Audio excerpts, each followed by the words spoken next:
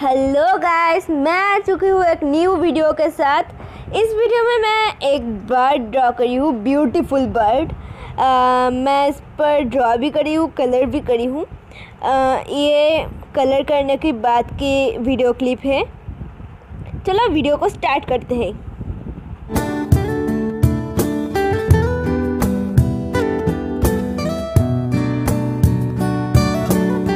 पहले मैं ड्रॉ कर लूँगी, देन मैं कलर करूँगी।